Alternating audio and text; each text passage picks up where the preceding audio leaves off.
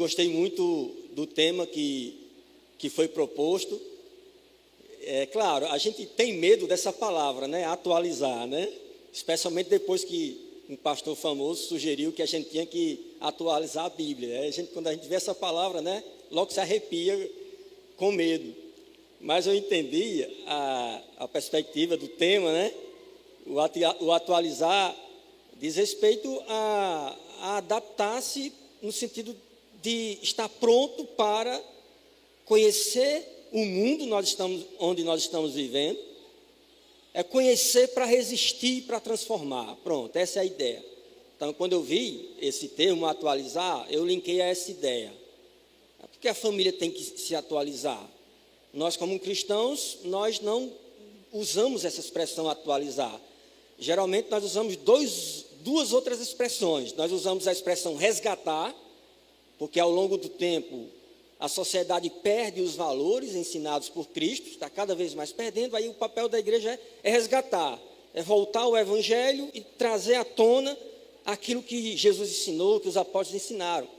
E também uma das missões da igreja é preservar todos os ensinamentos, as verdades ensinadas, vividas por Jesus Cristo, pelos apóstolos e pela igreja ao longo da história. Então, quando eu li esse termo atualizar, eu linkei a essa ideia, a ideia de nós, como família, desenvolvermos conhecimento dentro da nossa família sobre o mundo onde nós estamos vivendo, para que a gente resista a essa cultura anticristã e, dentro de nossos limites, que a gente transforme a cultura mundana que, infelizmente, tem atingido o seio, o interior da família. Então, veja, antes de abrir o texto, eu queria só fazer algumas considerações sobre essa expressão cultura anticristã. Veja, a cultura é o conjunto de costumes próprios de um povo. Cada povo tem a sua cultura, tem o seu conjunto de hábitos. Alguns dizem que a cultura é determinada pela geografia, pelo local, pelo clima onde a pessoa vive. Outros dizem que a cultura é determinada biologicamente, outros dizem que a cultura é determinada culturalmente, historicamente. Mas nós vamos ver que a cultura humana, ela é sobretudo determinada espiritualmente. Ou seja, o objeto de nossa crença, ou melhor dizendo, a pessoa de nossa crença determina a nossa maneira de ver o mundo. O que você imaginar, qualquer assunto que você pensar, a crença que você tem em Deus, no Deus da Bíblia ou em outros deuses, irá influenciar a sua maneira de ver esse mundo e de se relacionar com as pessoas, com a arte e com tantas outras coisas. Veja, a cultura, em sua essência, ela expressa a criatividade com a qual Deus criou o homem. A multiforme graça de Deus pode ser vista em elementos culturais. Ela nasce no coração do homem, na mente, para depois materializar-se em artefatos, produções materiais como quadros, filmes, artesanatos. O que é que eu quero dizer? Veja, Deus nos fez criativos. Deus nos fez seres culturais. Nós apreciamos a linguagem, a moda, a culinária. Nós vivemos dentro de uma maneira de viver, de fazer economia. Nós temos as concepções de casamento, de família, as relações de poder, que é a política, o compartilhar de conhecimento das gerações, que é a educação, apreciar a beleza, a arte, a música, a literatura, o cinema. Então, veja, tudo isso é cultura. Todos esses aspectos que eu acabei de ler aqui estão dentro de nós, estão em nossos olhos, em nossos ouvidos, em nossa boca. Então, é impossível fugir da cultura, porque Deus nos fez assim, seres culturais, seres criativos. Nós temos criatividade, nós gostamos de uma comida bem feita, nós apreciamos uma roupa bem feita, né, e que seja decente, uma música bem executada. um quadro, é bom, nós nos sentimos felizes, né? Nos traz aquele sentimento de satisfação. Por quê? Porque Deus nos fez seres criativos, Deus nos fez seres culturais, porque Deus é criativo. Deus é o Deus todo-poderoso e criativo. Quando a gente olha para o mundo, vê a beleza de Deus. Mas o que é que acontece? Assim como qualquer outro aspecto da vida, a cultura humana é influenciada pelo pecado. Uma coisa era o olhar de Adão e Eva sobre a criação e até mesmo de um para com o outro antes do pecado. Outra coisa foi o olhar sobre o outro, o olhar sobre o mundo depois do pecado. O pecado corrompe tudo, inclusive a cultura. O pecado corrompe a cultura. E as Escrituras descrevem como os homens desenvolvem sua cultura pecaminosa a partir de sua natureza. Paulo mesmo, quando ele descreve lá a natureza humana, em Romanos capítulo 1, ele diz o seguinte, ele diz que os homens não se importaram em ter conhecimento de Deus, e eles estão cheios de iniquidade, de fornicação, de malícia, de avareza, de maldade, são cheios de inveja, homicídio, contenda, engano, malignidade, são murmuradores, detratores, aborrecedores de Deus, injuriadores, soberbos, presunçosos, inventores de males, desobedientes aos pais e às mães, nécios, infiéis nos contratos, sem afeição natural, irreconciliáveis, sem misericórdia. Ora, esses homens, conhecendo o juízo de Deus, que diz que estão dignos de morte os que tais coisas praticam, esses homens não somente fazem essas coisas, mas também apreciam, consentem aos que as fazem. Então, o pecado nos atinge profundamente, nos atinge pessoalmente e nos atinge coletivamente, quando nós pensamos na família. A nossa família, a maneira como nós olhamos o outro e nos relacionamos e tratamos, é influenciada pelo pecado. O pecado entrou dentro do mundo e, consequentemente, está dentro da nossa família. Como o pecado tem tornado a cultura anticristã?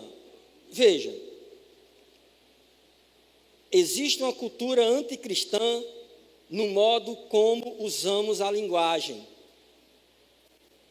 Então, quando você vê um crente usando palavras torpes, usando palavrões, quando você vê um cristão agredindo ao outro verbalmente, quando você vê um cristão soltando piadas de malícia, quando você vê um cristão blasfemando contra Deus ou usando de humor negro, isso é um reflexo da influência da cultura anticristã na linguagem dos cristãos.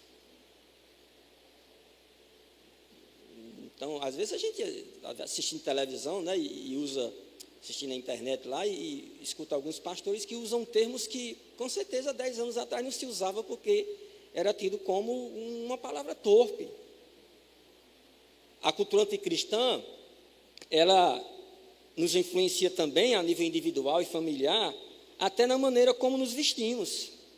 A sensualidade, a nudez, a extravagância. Uma vez eu tive um problema com uma pessoa, ela era recém-convertida, né? E ela estava dando conselho aos adolescentes da igreja. E ela dizia, olha, para a gente atrair a atenção dos meninos, a gente tem que expor o que é bonito. Tem que explorar bem tem que explorar bem o decote, tem que explorar bem uma mini saia. Aí uma irmã que era mais crente do que as outras, disse, pastor, eu fiquei assim. Aí, mas só você ficou estupefata, as outras não censuraram, não? Não, nem é assim que funciona, não. Vai lá eu conversar, disse, não, irmã, aqui na igreja a gente não prega esse tipo de sensualidade na moda, não. A gente prega decência, a gente prega modéstia. Você não pode vestir de qualquer forma, nem com sensualidade, nem com extravagância. Mas quando você vê algumas pessoas que vêm até a igreja de maneira mal vestidas, tanto homem como mulher, você vê, olha, há uma influência, porque o bom senso diz que quando eu vou à igreja, eu não posso ir de qualquer maneira. Eu tenho que ter esse discernimento. A cultura anticristã, ela está na arte, na música, na literatura, no cinema. Ela aparece em forma de antropocentrismo, consumo do pornográfico, culto à perversão. Você escuta algumas músicas, especialmente aquelas músicas de forró, que é uma tortura para um crente. Né? Não sei se vocês já pegaram algum alternativo para ir ao interior. Para mim é uma tortura, porque o motorista passa 2h30, 3 horas mais ou menos, é aquele forró pesado que você diz, meu Jesus, a próxima vez eu trago um protetor auricular, porque você passar 3 horas ouvindo a bagaceira. Então, mas e aí? É um reflexo de como essa cultura anticristã, ela está na música. É horrível. E veja que alguns de nossos hinos, alguns de nossos cânticos, nossos entre aspas, são antropocêntricos. Privilegiam mais o homem do que a Deus. Quando nós falamos assim, por que eu vou à igreja? Não, eu vou à igreja buscar a minha bênção. Mas essa não é a visão bíblica. Você vem ao culto para oferecer o seu culto. Claro que você sai abençoado, mas a motivação não deve ser essa. A motivação é, hoje eu vou aqui me vestir bem, me alimentar bem, eu vou me comportar com reverência. Por quê? Porque eu vou à igreja para oferecer o meu culto a Deus. Eu não vou para consumir religião, eu vou para oferecer a minha vida em forma de louvor. A cultura cristã, a cultura anticristã, ela atingiu a família, ela atingiu o casamento, ela atingiu as relações entre pais e filhos. Quando alguém casa, quando um jovem noiva e diz assim, olha, nós vamos tentar esse casamento. Se não der certo, nós acabamos por aqui. Isso é cultura anticristã. O casamento é pensado para ser indissolúvel. O casamento é pensado, não é para ver se vai dar certo. O casamento, na perspectiva bíblica, é pensado por Deus para fazer dar certo. É para fazer dar certo, não é para fazer um teste drive. Só que essa cultura vem, não, estou namorando aqui, olha, você está namorando para quê? Não, porque eu estou me sentindo sozinho, mas você tem perspectiva de casamento? Não, eu sou muito novo, então por que você está namorando? Eu estou só ficando. A cultura do fico, né, que às vezes acontece dentro da igreja. Isso é ruim, por quê?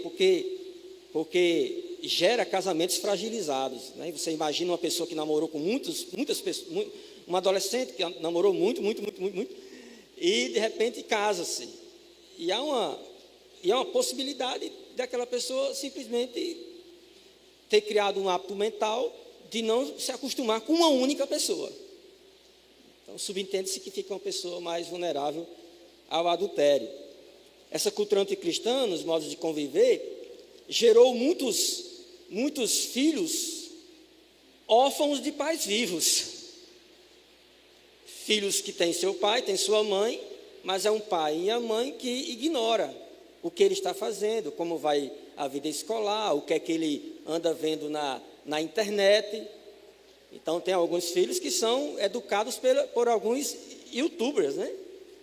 Tem alguns filhos que acabam repetindo a mesma linguagem, as mesmas ideias, e a gente pensa, meu Deus, mas como é? Não, é porque às vezes eu quero um momento de sossego, aí eu jogo o celular na mão do meu menino ou da minha menina, e deixo ele lá e vou fazer o que tenho que fazer. E quando a tecnologia educa os filhos, o resultado... Não a tecnologia em si, mas quando a internet educa os filhos, o resultado não tem sido positivo, viu? Você tem vários exemplos aí, né? Pessoas, crianças, jovens, adolescentes com dificuldade de interação, não se alimentam bem, não dormem bem, não pensam bem, muitas crises. Eu acho que eu não gosto de homem, eu acho que eu gosto de mulher. Não, na verdade, eu cheguei à conclusão que eu não gosto nem de homem nem de mulher, que eu sou assexual. Há uma crise na cabeça de muitos jovens, de muitos adolescentes e até crianças, provocada por essa cultura relativista que existe na internet, que alimenta muitas famílias. Então, veja, nós estamos no meio de um caldeirão cultural anticristão. E a pergunta que surge é: e agora? Como é que nós vamos viver? Pastor, o que é que eu tenho que fazer? O que é que a Bíblia fala? Como eu devo reagir? Tudo bem, eu não posso mudar a cultura do mundo, mas eu sei que eu posso semear a palavra de Deus na cultura familiar. Eu posso sim lançar sementes no coração de meus filhos. Eu posso sim influenciar a visão de mundo de meu esposo, da minha esposa, a partir da verdade revelada de Deus na Bíblia. Então, para que eu expurgue, para que eu purifique essa mentalidade anticristã que tem sutilmente alimentado minha família, eu tenho que usar o remédio da palavra de Deus. Eu tenho que buscar a face de Jesus Cristo, eu tenho que colocar leitura bíblica dentro de minha casa, eu tenho que colocar oração dentro de minha casa, eu tenho que ter momentos de devocional dentro de minha casa, eu tenho que priorizar as atividades da igreja para que essa cultura anticristã, que está na mídia, que está na escola, que está nas ruas com as amizades, eu tenho que trabalhar para que essa cultura anticristã não contamine os meus filhos, não contamine o meu lar. Amém? É um trabalho difícil? Sim, é um trabalho que demanda esforço, que demanda tempo. Mas é um trabalho que com certeza trará bons resultados. No texto que eu vou ler aqui para vocês, deixa eu colocar logo a minha compreensão sobre o porquê isso aconteceu.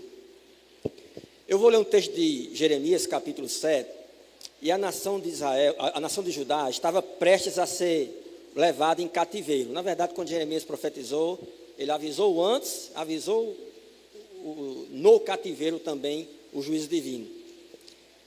E se vocês prestarem atenção, toda mudança, ela acontece no interior, a partir do interior de uma família. Muitas mudanças aqui no Brasil, mudanças que eu digo negativas, filosofias anticristãs, deveriam estar já em forma de lei. Mas por que não está em forma de lei? Porque o Brasil, apesar dos pesares, ainda tem uma religião que é conservadora. Então, quando você pensa em aborto, por que o aborto ainda não foi aprovado no Brasil? Porque ainda há uma cultura cristã que impede esse tipo de legislação. Porque a liberalização das drogas, o consumo da maconha, por exemplo, ainda não foi liberado. Porque existe ainda no Brasil uma cultura conservadora religiosa que impede que isso aconteça. Mas, olhando para as Escrituras, você sabe que a tendência é o quê? A tendência é multiplicar-se a iniquidade. A tendência é o mundo ficar cada vez mais sujo e a igreja se tornar cada vez mais diferente. O mundo se afunda na lama do pecado. A igreja tem que se aprofundar nas Escrituras para não se sujar com as imundícies do mundo. É uma frase que eu gostei muito. A igreja tem que ser como uma garça de penas brancas. E tem uma frase que diz assim, que a graça da garça é viver em meio à lama sem sujar as suas brancas penas. Poético, bonito, né? A graça da garça é viver em meio à lama sem sujar as suas brancas penas. A igreja tem esse desafio de viver em uma cultura anticristã sem ser contaminada por ela. É o grande desafio. E isso deve acontecer a partir de nossas famílias, no interior de nossas casas. Amém? Agora pega a sua Bíblia, vamos lá para o texto que me foi proposto. Jeremias capítulo 7, Eu quero começar a partir do versículo 1.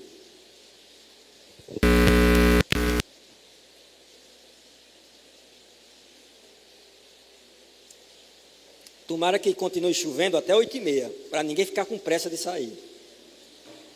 Jeremias capítulo 7, verso 1 em diante. Quando vocês abrirem, amém? Jeremias 7, a partir do versículo 1, leiam comigo em silêncio, eu vou ler para vocês, em voz alta.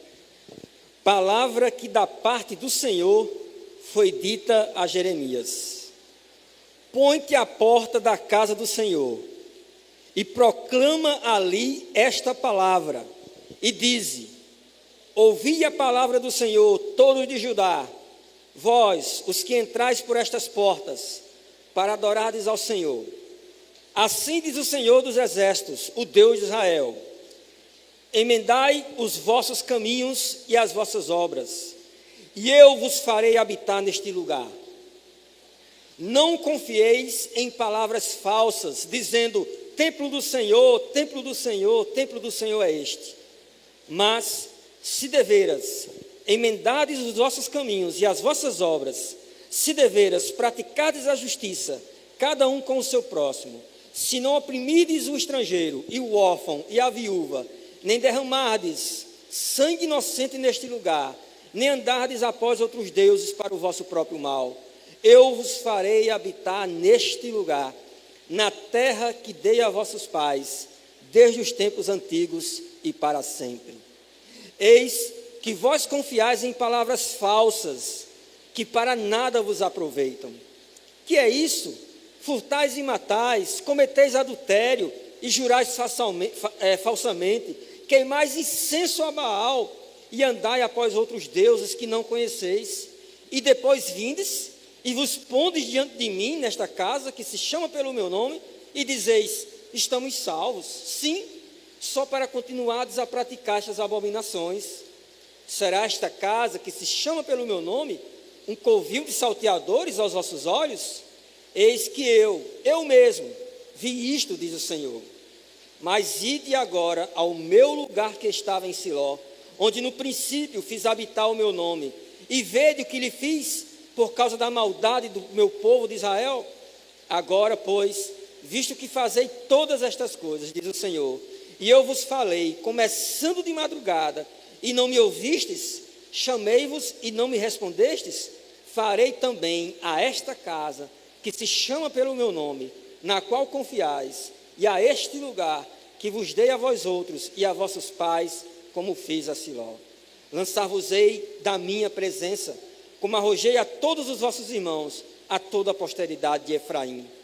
Tu, pois, Deus falando a Jeremias, não intercedas por este povo, nem levantes por ele clamor ou oração, nem me importunes, porque eu não te ouvirei.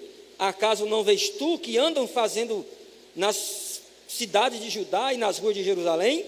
Os filhos apanham lenha, os pais acendem o fogo, e as mulheres amassam a farinha para se fazerem bolos à rainha dos céus, e oferecem libações a outros deuses para me provocarem a ira. Acaso é a mim que eles provocam a ira, diz o Senhor, e não antes a si mesmos para a sua própria vergonha?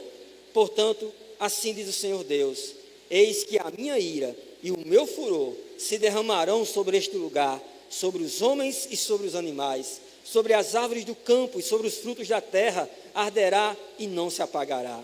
Assim diz o Senhor dos exércitos, o Deus de Israel: ajuntai os vossos holocaustos aos vossos sacrifícios e comei carne, porque nada falei a vossos pais no dia em que eu os tirei da terra do Egito, nem lhes ordenei coisa alguma acerca dos holocaustos ou sacrifícios, mas isto lhes ordenei dizendo: dai ouvidos à minha voz, e eu serei o vosso Deus, e vós sereis o meu povo. Andai em todo o meu caminho, em todo o caminho que eu vos ordeno, para que vos vá bem. Mas não deram ouvidos, nem atenderam, porém andaram nos seus próprios conselhos, e na dureza do seu coração maligno, andaram para trás e não para diante.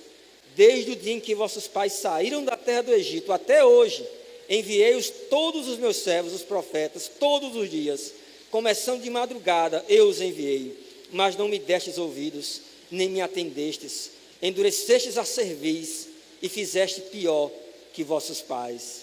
Dir-lhe-ás, pois, todas estas palavras, mas não te darão ouvidos. Chamá-lo-ás, mas não te responderão. Dir-lhe-ás, esta é a nação que não atende à voz do Senhor seu Deus e não aceita a disciplina. Já pereceu, a verdade foi eliminada da sua boca. Amém. É um sermão duro do profeta Jeremias. Veja, Jeremias, ele estava profetizando a nação de Judá. Em 722, a nação de Israel já tinha sido conquistada pelos assírios, já tinha levada pelos assírios, já estava dispersa, espalhada no mundo, e restou apenas a tribo de Judá e a tribo de Benjamim, né, que era o reino do sul, o reino de Judá.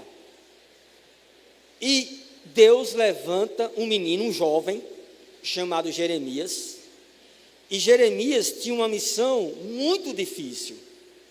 A missão de Jeremias era de apontar o pecado do povo de Judá e chamar o povo ao arrependimento. Só que tinha um detalhe. Qual era o detalhe?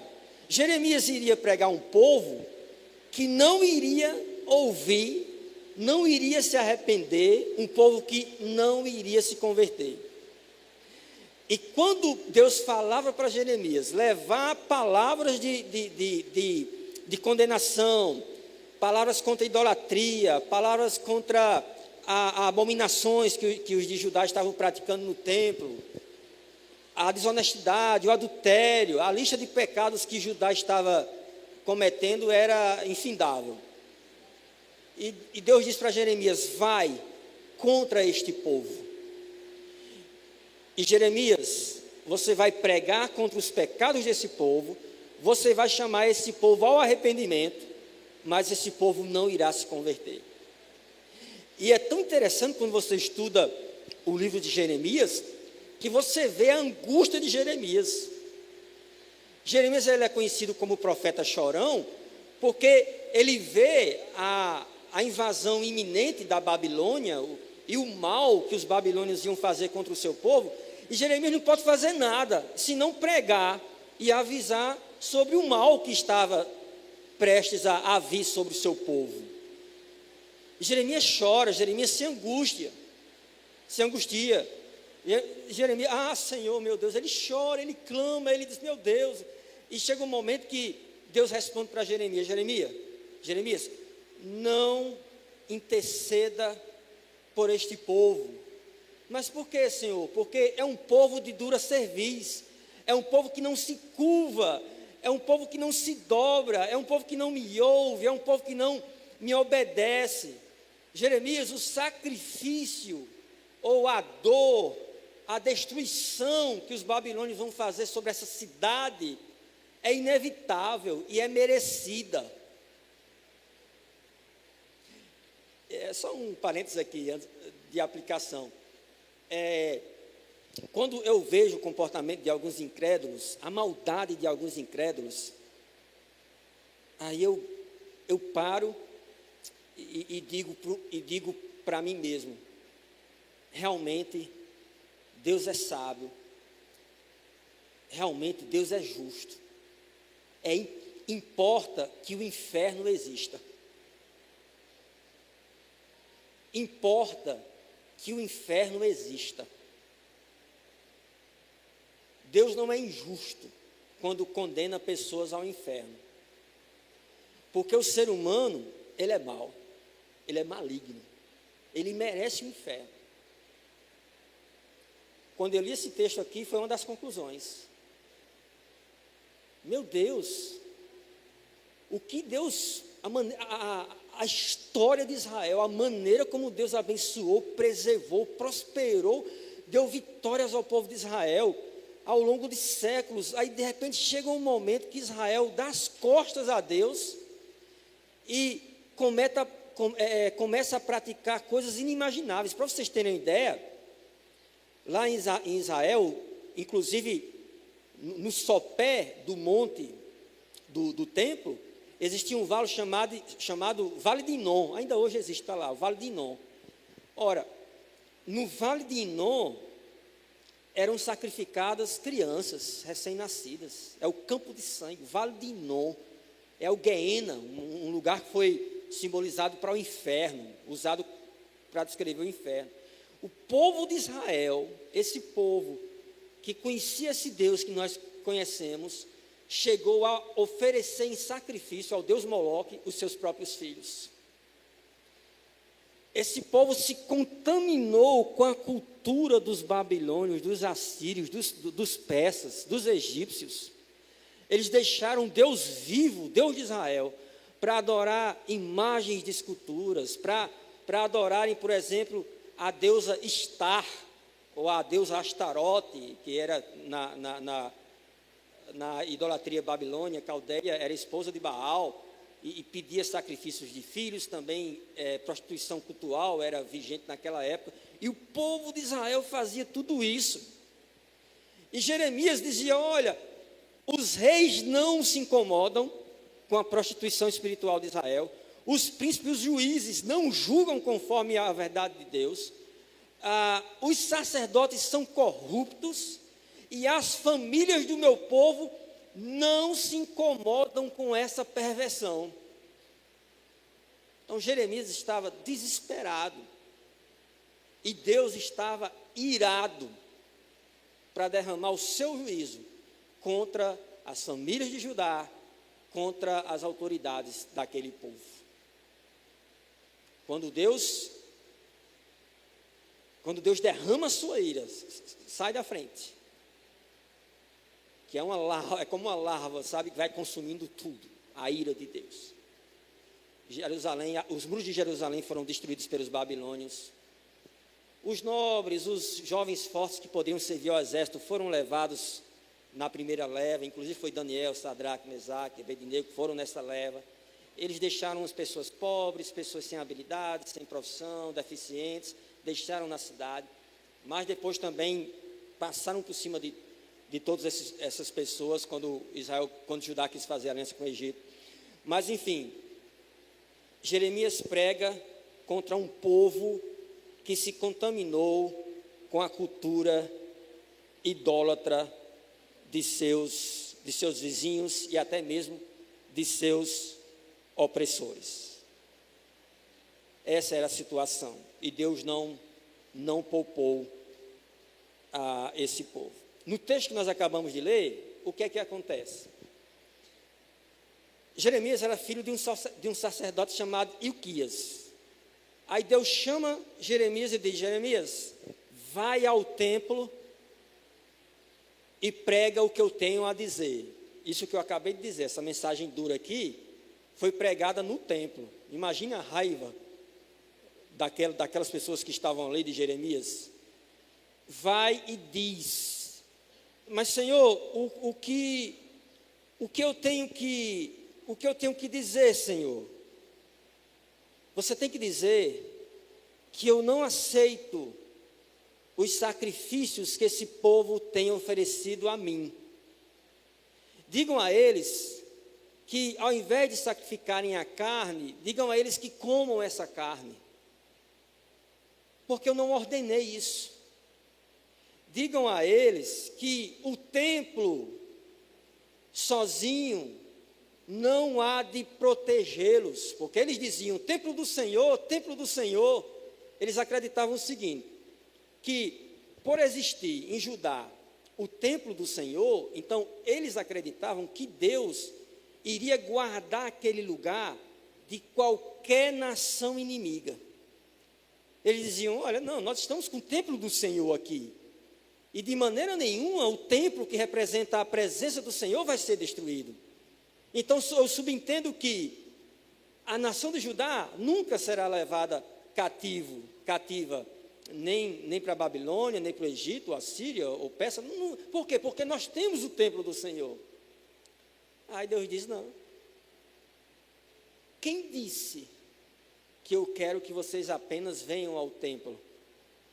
pratiquem misericórdia, cuidem dos vulneráveis, cuidem dos órfãos, cuidem das viúvas, cuidem do estrangeiro, falem a verdade um para com o outro, ajam com honestidade, aí sim eu receberei o culto de vocês. E o povo era tão dissimulado que dizia, não, Senhor, mas nós temos feito tudo isso, por isso que a tua presença não me deixa, e não nos deixa. O interessante é que quando a Babilônia veio, invadiu o templo, destruiu o templo, levou os utensílios, acabou com Jerusalém, acabou com o templo. Por que toda essa desgraça caiu sobre a vida de Judá? Onde está a raiz desses problemas? A raiz da contaminação de Judá estava na família, estava nos pais que esqueceram de educar a geração de seus filhos a temerem ao Senhor. Foi ali que nasceu o problema. Os pais esqueceram de educar a geração dos seus filhos nos caminhos de Deus. Os pais estavam preocupados em holocaustos, os pais estavam preocupados em zelar pelo templo, mas os pais ignoravam a responsabilidade de serem fiéis às suas esposas e de serem responsáveis pela educação de seus filhos. Começa em casa. A cultura anticristã, ela estende seus tentáculos dentro de casa, a partir da mídia, a partir do que seu filho, ou até mesmo você, assiste, diz. Uma cultura anticristã que entra sutilmente dentro de sua casa. E quando menos espera, os pés de sua família estão imersos na lama. E de repente a gente questiona, né? O que foi que eu fiz? Talvez a pergunta melhor seja, o que foi que você não fez? Você lia a Bíblia com seus filhos? Você e seu esposo tinham um momento de devocional, de orarem juntos, um pelo outro, pela família? Existia culto doméstico? Vocês eram comprometidos com a escola bíblica dominical? Seus filhos viam isso? Quais são as músicas que vocês escutam dentro de casa? Qual é o nível de conversa que vocês têm dentro de casa sobre a obra de Deus? Então veja, a degeneração de um povo, de uma nação, começa no seio de um lar. Começa na educação de uma família. Deus disse para eles, olha, eu não falei, ajuntem os vossos holocaustos, versículo 21, ajuntem os vossos holocaustos aos vossos sacrifícios e comei carne, porque eu nada falei a vossos pais no dia em que os tirei da terra do Egito, nem lhes ordenei coisa alguma acerca de holocaustos ou sacrifícios. Não é isso que eu quero. Mas pastor, o que Deus tinha ordenado? No versículo 23, mas isto lhes ordenei, dizendo, dai ouvidos à minha voz, e eu serei vosso Deus, e vós sereis o meu povo. Andai em todo o caminho que eu vos ordeno, para que vos vá bem. Você quer que uma família vá bem? Eduque ela nos caminhos do Senhor. Eduque ela engajada na obra do Senhor. E não há como, escute isso aqui, isso é importante. Não há como separar Deus e o seu povo da vida devocional de um cristão. Não há como dizer, eu tenho compromisso com Deus, mas não com a igreja. É incoerência isso. Porque se você se você diz que ama o noivo, mas não ama a noiva, você acha que o noivo vai gostar de você que despreza a noiva? Temos que amar a igreja.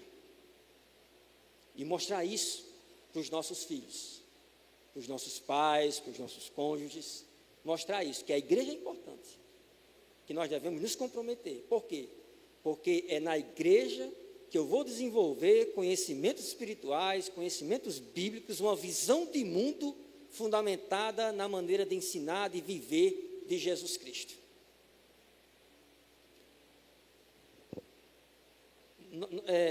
Pensa comigo, é questão de matemática. O culto de oração tem quantas horas? 1h30, 2 horas, né? Vamos ser generosos, vamos botar 2 horas. O culto de escola dominical, 2 horas, 4 horas. O culto à noite, 2 horas, 6 horas, uma semana. 6 horas. Se você só ora aqui, só lê a Bíblia aqui, só louva a Deus aqui, só tem comunhão aqui, você vai morrer de inanição. Você precisa se engajar aqui com o povo de Deus, com a palavra de Deus, com o culto a Deus, com serviço a Deus em comunhão, mas você precisa também alimentar a sua mente com a cultura dos céus, para que você tenha ferramentas para resistir e até mesmo transformar essa cultura anticristã que tem invadido nossas casas. Eu acho interessante que lá em casa eu tive uma experiência que foi traumática. Eu fiz a besteira de dar um celular ao mais novo e ao mais velho. Uma besteira. O mais velho, quando eu tinha 10 anos. Então, o mais novo tinha 15. Eu fiz a besteira, então tá.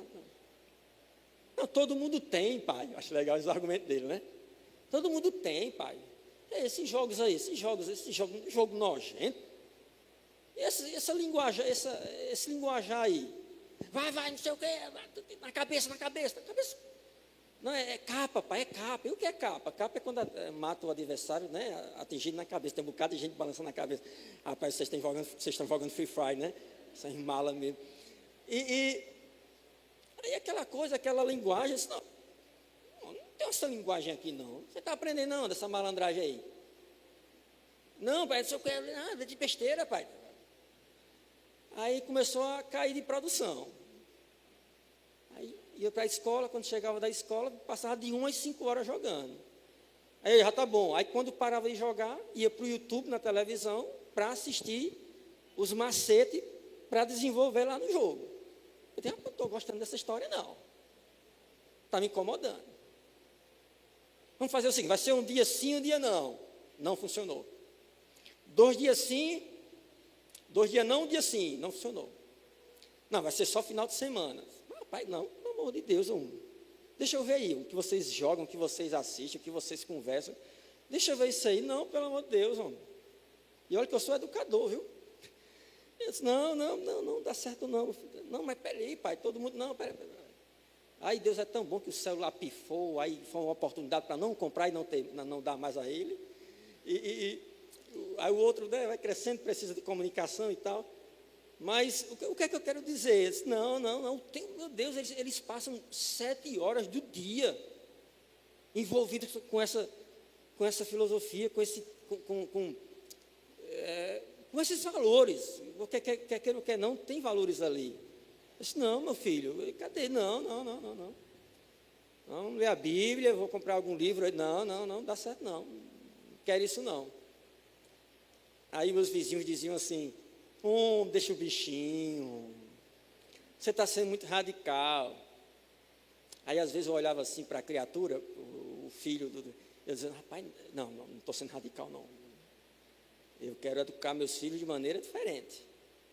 Eu não quero, mas todo mundo faz. Não, mas espera aí, a nossa visão de mundo é outra. Eu sei que quanto mais o mundo se perverte, mais nós vamos ser chamados de radicais. Vocês entendem isso? Que quanto mais o mundo se perverte, mais seremos considerados radicais. Então, se você tem um filho adolescente e você diz assim, olha meu filho, relação sexual é só depois do casamento. Então faça o seguinte, só invente de namorar quando estiver pensando em casar. Vai estudar para ter dinheiro para pagar suas contas.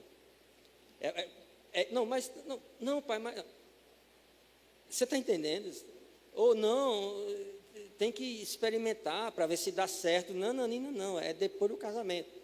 Mas a filosofia do mundo é essa, a cultura do mundo é essa. Na cultura do mundo, o pai é um amigo do filho, está tete a tete. Aí eu digo lá em casa, respeita a hierarquia, baixa o tom de voz. Não sou seu igual, sou seu pai, me respeite. O que é isso? Isso é autoritarismo, isso é família patriarcal. Aqui é patriarcal mesmo, aqui o cabeça é o pai. Mano, olhe para a Bíblia. Então essa cultura anticristã, inclusive, tem criado pais frouxos e filhos rebeldes.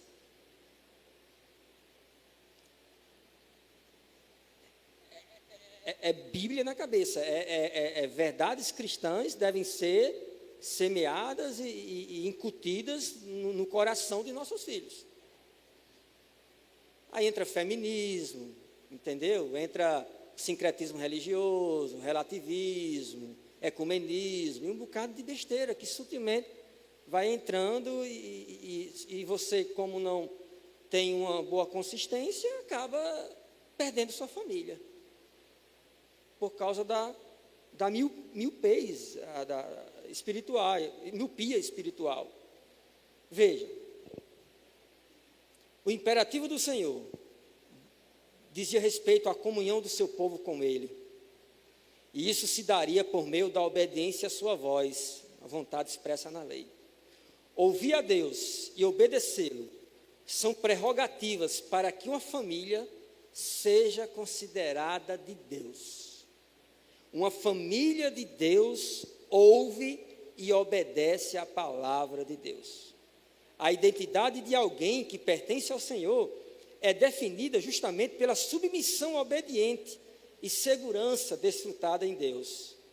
Ora, as ovelhas do rebanho de Cristo escutam a voz do pastor. Elas conhecem o sumo pastor e elas são conhecidas pelo sumo pastor. Obedecer a Deus em todas as coisas deve ser uma meta a ser buscada diariamente por todas as famílias que se afirmam cristãs, mesmo dentro de uma cultura anticristã. O problema começou no lar. O lar dos israelitas, do povo de Deus, foi contaminado pela cultura pagã. A solução foi dada por Deus pela boca de Jeremias. A solução é ouvir a voz do Senhor. E quais os resultados de andar no caminho do Senhor? Quando ele diz assim, mas isto lhes ordenei, dai ouvidos à minha voz. Quando eu ouço a Deus, Ele se torna o meu Deus. Dai ouvidos à minha voz, e eu serei o vosso Deus. Vós sereis o meu povo. Andai em todo o caminho que eu vos ordeno, e assim vocês irão bem. Andai em todo o caminho que eu vos ordeno, e vocês irão bem. Andar em todo o caminho implica em integralidade, engajamento, lealdade. O caminho é ordenado pelo próprio Deus, segundo a sua vontade e não a nossa. A geração de Jeremias não deu ouvidos, não atendeu a voz do Senhor, pelo contrário, endureceu a cerviz. E a consequência foi famílias destruídas. Não só famílias destruídas, a nação foi destruída. Talvez você conheça, né? De repente uma família que temia ao Senhor e de repente se destruturou e se destruiu, e você pergunta, meu Deus, como foi que começou? Aí, geralmente deixou de ler a palavra, deixou de orar, deixou de ter comunhão, deixou de contribuir, deixou de servir. Aí sutilmente outras coisas vão substituindo, né? Porque o problema maior é esse. Se você tira Deus de sua casa, quem é? Você tirou Deus do trono do seu lar. Você tirou Jesus do trono do seu lar, do governo de sua casa. Você tira Jesus. Aí o problema é, quem você vai colocar? Entende? E como o nosso coração é uma fábrica de ídolos, como dizia Calvino, a gente pode ampliar e dizer que a nossa família também é uma fábrica de ídolos. Então, no lugar de Cristo, o que é que vai prevalecer? De repente vai prevalecer a prosperidade material, a vida profissional, a formação de seus filhos.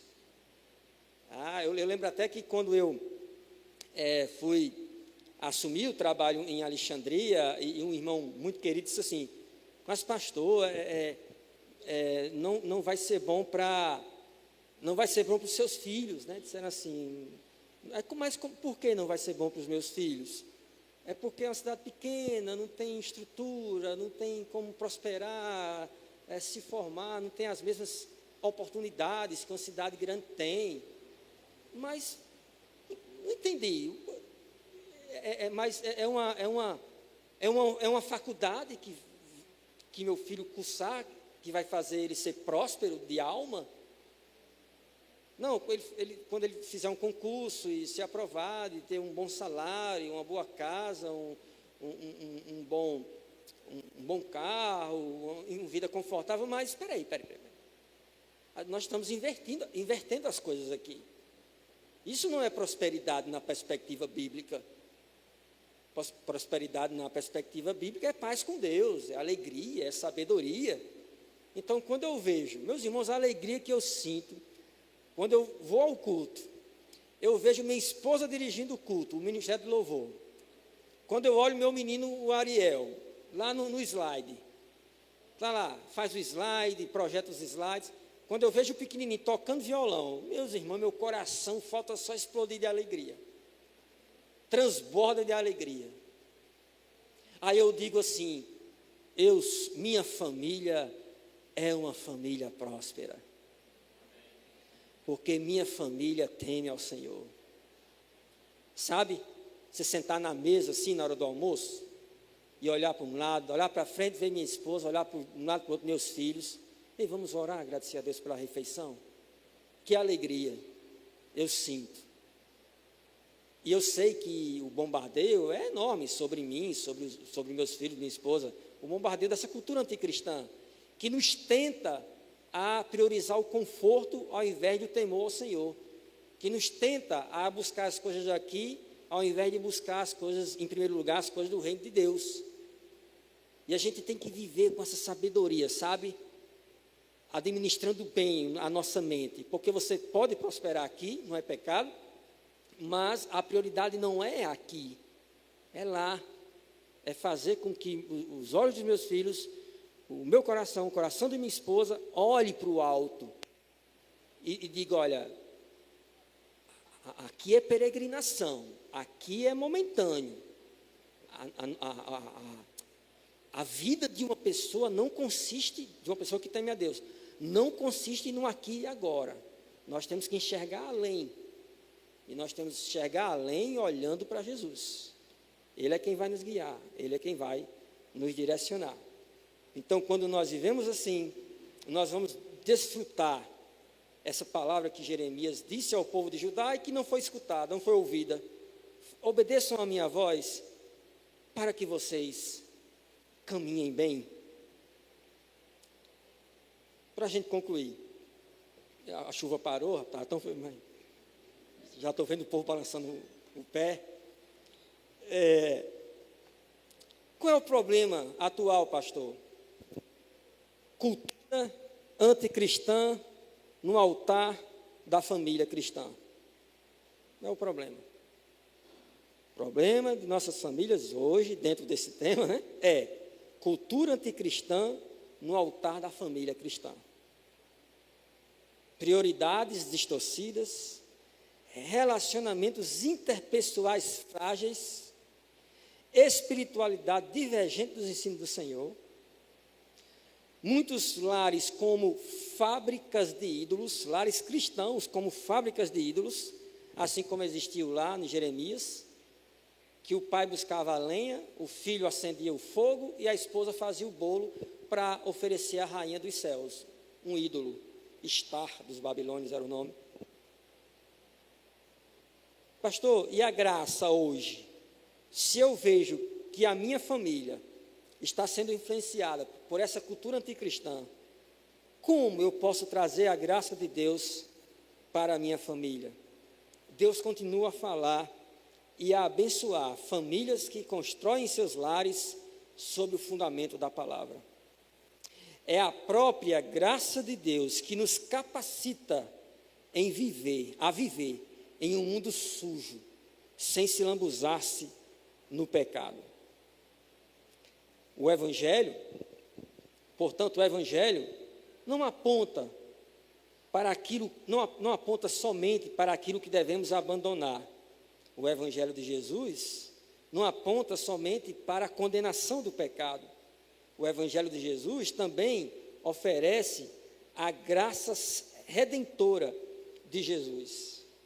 É Jesus quem sustenta neste mundo sujo a cultura do reino. E para isso, Jesus usa famílias que o obedecem, que o escutam. Jesus usa igrejas que o temem, porque famílias fortes implicam em igreja forte também. É Jesus quem pode fazer de sua casa um lugar de milagres, um lugar de paz, um lugar de adoração. É Jesus quem pode fazer de sua casa uma fortaleza que preserva a verdade dos céus contra as mentiras de um mundo que não ama e não teme a Deus. Então, que Jesus nos fortaleça, que Jesus fortaleça nossa casa. Que você que é pai, que você que é mãe, que você possa focar seus olhos em Jesus.